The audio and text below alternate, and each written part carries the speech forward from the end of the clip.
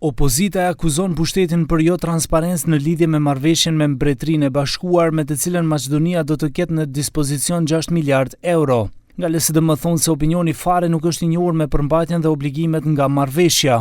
Нема одговори за тоа кои се условите, колкава е каматата, на колку години ќе се враќа овој кредит и колку тоа ќе ги чини граѓаните на самиот крај. Се што слушаме се паушални изјави без никакви детали. Nga shumica parlamentare thonë se pasi që marrëveshja të arrijë në kuvend, ata do të shohin që të përshpejtojnë procedurën për ratifikimin e saj. Nga VMRO DPMN apelojnë që të mos bllokohen projektet që do të mundsojnë hekurudha të shpejta, si dhe institucionet mjekësore në Shtyp, Kërçov dhe Tetov.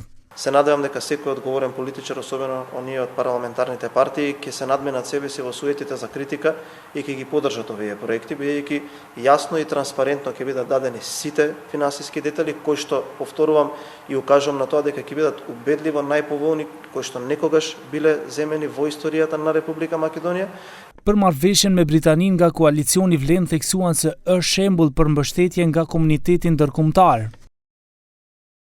Vlen si ombrell politike që përfaqëson vullnetin dhe shpresën e qytetarëve shqiptar dhe të gjithë qytetarëve të vendit, siguron që kjo paketë investimesh të mos mbetet në letër, por të shtrihet drejtësisht dhe barabartë edhe në zonat shqiptare aty ku për dekada është dashur më shumë për kujdesje dhe investim real.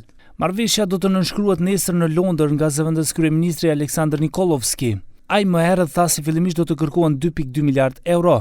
Dhe se dita e nënshkrimit do të jetë historike, sepse bëhet fjalë për mjete që nuk mund të sigurohen nga asnjë institucion financiar. Nikolovski nuk i zbuloi normat e interesit, por tha se paratë do të fillojnë të kthehen pasi të finalizohen projektet.